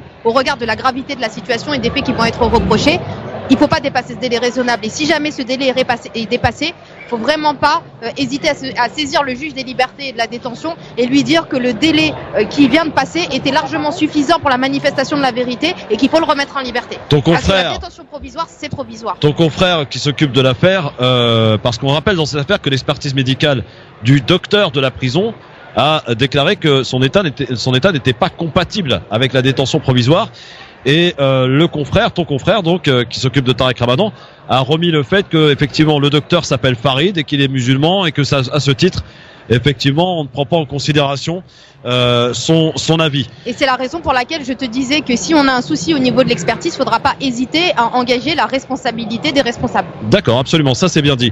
Alors donc Nasser, là, le résultat justement, il devait être donné à fin mars, et il a été repoussé mi-avril. À la 15 avril. Absolument. Donc déjà ça, moi par contre, je tiens à le préciser, ça pose c'est scandaleux que ce soit reporté encore de 15 jours. Donc la femme de Tariq Ramadan justement disait que ça posait aussi la question de savoir comment est-ce qu'il allait pouvoir se défendre dans cet état-là.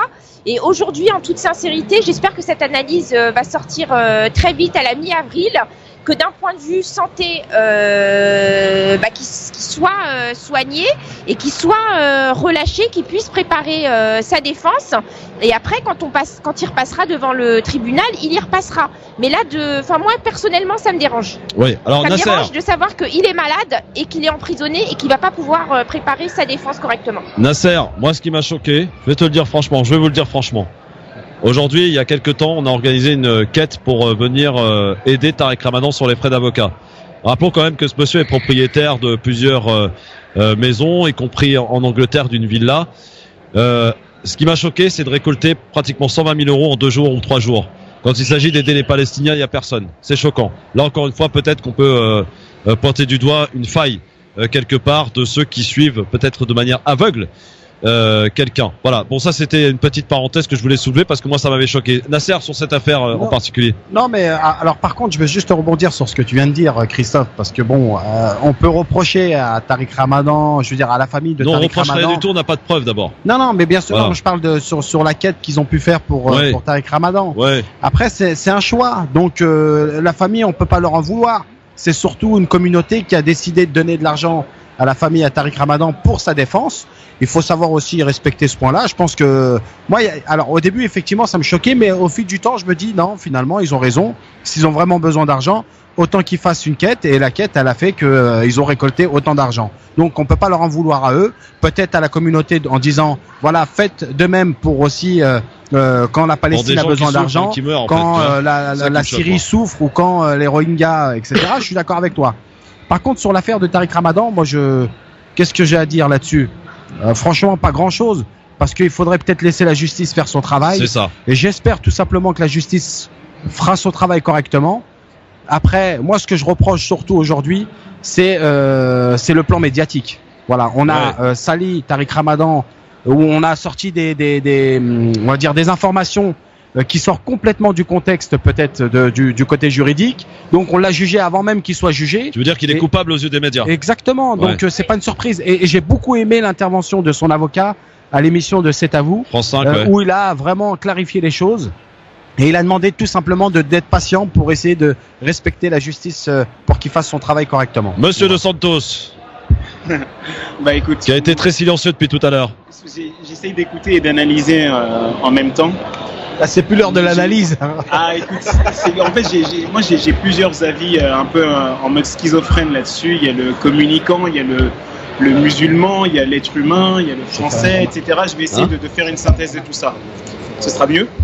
Je pense déjà, en rebondissant sur ce que tu viens de dire, Nasser, et ce qu'a dit Besma un peu plus tôt, le problème dans tout ça, que ce soit justement par cette récolte d'argent que tu signales justement, Christophe, ou que ce soit justement par cet état de fait où nous avons un acharnement médiatique sur Tariq Ramadan, c'est qu'à un moment donné, la question qu'on doit se poser, c'est: n'est-il pas coupable d'être musulman? C'est la première question que je poserai. Et si n'est-il pas coupable d'être musulman, c'est qu'avons-nous fait, nous, dans la communauté, pour éviter justement qu'un de nos frères musulmans soit justement mis sur le banc justement des accusés parce qu'il est musulman?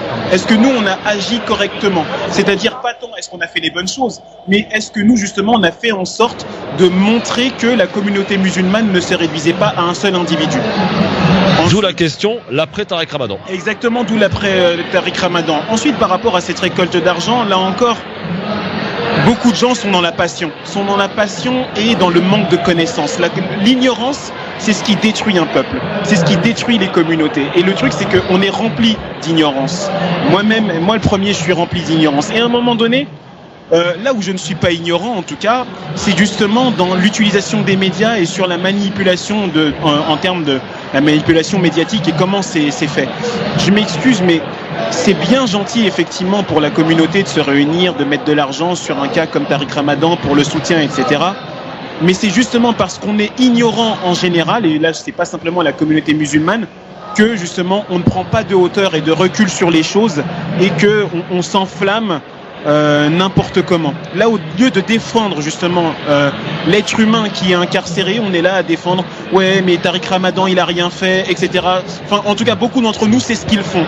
Mais justement dans ce débat passionné, je pense que les gens ils devraient plutôt défendre l'être humain, justement le fait qu'ils sont incarcérés dans des conditions difficiles, etc. Et là encore, je renvoie à tous les cas de même envergure qui sont actuellement en prison, pour lequel la communauté musulmane ne réagit pas. Ouais, mais Enver, non, par contre, moi, sur ça, aujourd'hui, je pense pas qu'il faut le voir de ce côté-là.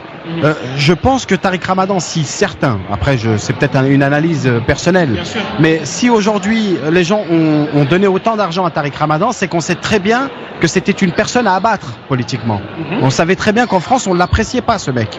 Je parle des politiques. Donc ils avaient qu'une envie, c'était donnons de l'argent pour la défense de Tariq Ramadan face à ces gens-là. Je pense que c'est dans ce cadre-là que les gens ils ont donné de l'argent. C'est pas dans une question d'ignorance. Je ne dis pas le contraire. Le problème c'est qu'on ne sait pas. Le problème c'est qu'on ne sait pas. Ce que je veux dire, c'est que je suis d'accord. Les gens messieurs, stop. Juste un truc, Christophe. Non, rien du tout, parce que c'est la pub. Je suis désolé, Nasser. Quand c'est l'heure, c'est l'heure. Après l'heure, c'est plus l'heure, mon ami. Dans un instant, on est de retour. Ne vous inquiétez pas, on n'est pas encore parti. Vous pouvez venir nous rejoindre ici, au studio France Maghreb 2. On est au hall 4. Donc, vous pouvez venir nous rencontrer. On est là tout le week-end. Et n'hésitez pas à venir. On est de retour très vite, mon cher ami Medjed, parce que la ponctualité, c'est important en radio. Et j'en sais quelque chose. À tout de suite. Tout à fait, à tout de suite. France Maghreb 2, France Maghreb 2. Allez, nous sommes de retour sur France Maghreb 2 pour la suite et fin de l'émission, le LGF, évidemment, en direct du palais, du parc des expositions. On va pas nous inventer un palais qu'il n'y a pas, Medjed. C'est clair. Le parc des expositions de Paris, le Bourget, Hall 4. Oui, tout à fait. Oui, bon, tout à fait. Vous avez pu constater, mesdames, messieurs, vous qui peut-être le samedi après-midi n'écoutez pas le Grand Forum, mais c'est normal, en lieu et place, il y a notre ami Medjed qui vous divertit avec son talent que tout le monde lui reconnaît, bien entendu, et qui vous fait gagner un max de cadeaux. Mais l'occasion était donnée, peut-être à l'occasion de cette délocalisation du côté de la 35e rencontre des musulmans de France, au stand pas stand, à la radio, parce que c'est un studio qui est installé ici à cette rencontre des musulmans de France 35e du nom. Et bien qu'il y a un ton particulier dans cette émission. Ça s'appelle le Grand Forum. Ici, c'est l'authenticité, messieurs, dames. On ne fait pas et on ne pratique pas la langue de bois. Quand il y a des choses à dire, des questions qui peuvent être dérangeantes, on les pose parce qu'on est là pour ça, en respectant, c'est important, évidemment, les règles. On ne fait pas de diffamation, pas d'appel à la haine, pas de racisme. Parce que pour moi, il n'y a pas d'antisémitisme, il n'y a pas de ça, il y a du racisme tout court. Racisme anti-juif, racisme anti-musulman, racisme anti ce que vous voulez. Le racisme doit être englobé de la même manière et pour tout le monde de manière égalitaire.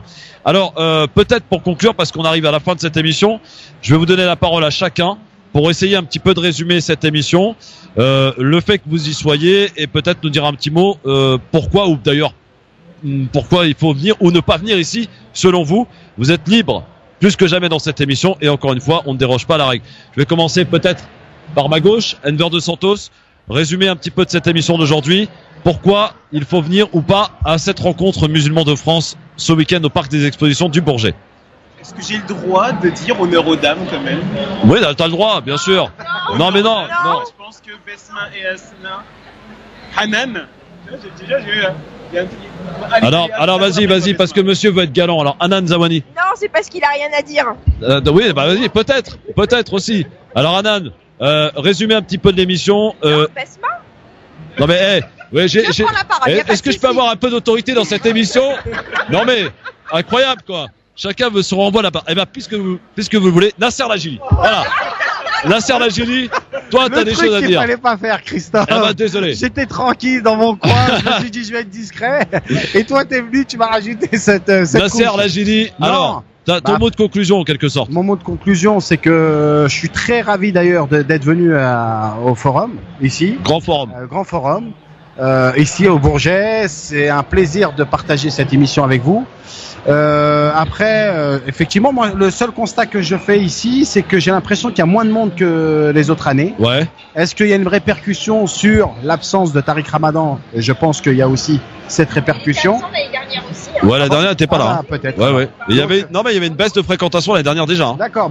Après, en même temps, voilà, moi, je pense qu'il y a, c'est dommage que ça se répercute. Maintenant, ici, après, va dans le hall commercial, tu vas voir, c'est blindé. Hein. Ouais, j'ai pas de chiffres après, bon, mais ça se voit quand même par rapport aux autres années. C'est un constat que je fais.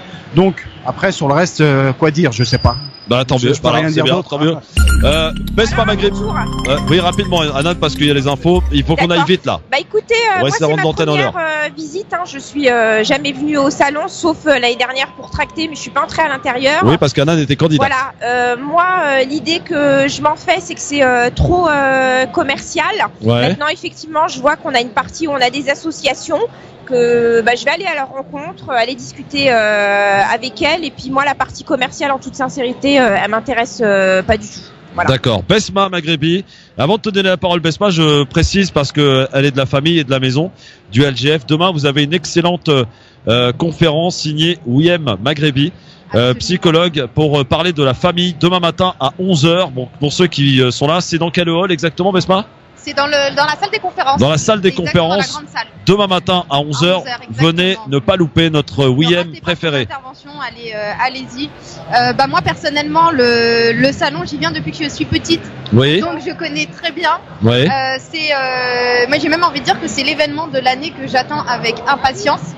Donc parce que c'est bizarrement, hein, ça va peut-être surprendre ce que je dis, mais on va dire c'est vraiment peut-être les 3 seuls jours de l'année où je me sens vraiment appartenir à la communauté musulmane. C'est intéressant ça. Donc moi le salon du Bourget, j'aime le salon du Bourget. Si vous connaissez pas, venez ne serait-ce que par curiosité. Absolument. Parce que c'est vraiment l'endroit où on peut comprendre ce qu'est la communauté musulmane, en tout cas sous certains aspects. C'est l'endroit où on peut se retrouver, c'est l'endroit où on peut se réunir, débattre, parler. Constater que la communauté musulmane, c'est pas que la guerre, c'est pas que la haine, c'est pas du tout ça, c'est la paix, c'est la sérénité, c'est l'union et bien évidemment il y a aussi l'aspect commercial, il y a les endroits où on peut faire du shopping, donc pour les femmes, ouais, il y en a pour tout le monde, ça c'est top, il y en a vraiment pour tout le monde, il y en a pour tous les âges. Voilà, moi personnellement, si j'ai un message à faire passer, c'est venez-y. Venez au salon du Bourget, vous connaissez pas par curiosité, venez découvrir et vous découvrirez de belles choses. Très bien. Tu sais que moi j'ai été un peu réconcilié avec ce salon, j'avais un peu des a priori et franchement c'est vrai que t'as raison. Je me retrouve dans ton message, ma chère Besma, décidément on est d'accord sur beaucoup de choses aujourd'hui. Enver, écoute, moi, toi qui avais rien à dire tout à l'heure. C'est pas tant que j'avais rien à dire, c'est simplement que en tant que communicant, je suis dans la manipulation. Ouais, donc t'as bien manipulé les gens là. Je suis celui qui a le mot de la fin. Oui, c'est tout ce que j'ai à dire. Donc, à un moment donné, non, franchement, ce que Besma a dit, c'est exactement ça. Il y a des côtés négatifs dans ce salon, mais il y a aussi des côtés positifs. On peut pas plaire à tout le monde. Hein. Voilà, on peut pas plaire à tout le monde, mais tout ce qui unit la communauté musulmane, je pense que c'est un plus. Il faut justement continuer à jouer sur ça. Il faut être plus fort.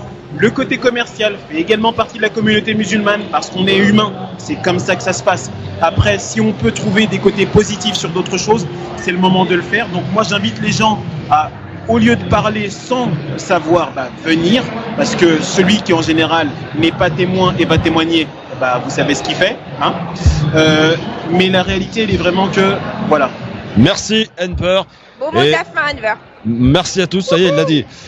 En tout cas, merci beaucoup à tous. Besma, j'espère qu'on n'attendra pas un autre salon l'année prochaine avant de te revoir. Non, t'inquiète pas. Bon, très bien. C'était un plaisir, vraiment. Plaisir partagé, d'autant plus que tu as été à contribution aujourd'hui, puisque depuis 15 heures avec ton émission, en direct, 2 heures d'enchaînement du LGF. Waouh, là, les KO, Besma. Bravo collectif. Bravo collectif à toute l'équipe. Et un gros merci, j'en profite d'être ici pour remercier une nouvelle fois pour ce ton de liberté que l'on a tous les jours grâce à la confiance des dirigeants de cette radio. Je vais les citer, monsieur Ben Ablahamed et monsieur Tarek Mami qui en est le président. Merci et applaudissements pour eux. Voilà, merci Medjed et pardon du retard, on ne dérange pas la règle dans cette émission, on rentre toujours l'antenne en retard, y compris le samedi. Même le samedi, ouais. Merci à toi Medjed en tout cas pour avoir excellemment assuré de manière évidemment avec brio la technique côté radio. Merci mon cher Medjed, merci, à bientôt. À bientôt. France Maghreb 2. France Maghreb 2. Pour ensoleiller et accompagner vos journées et vos nuits. France Maghreb 2.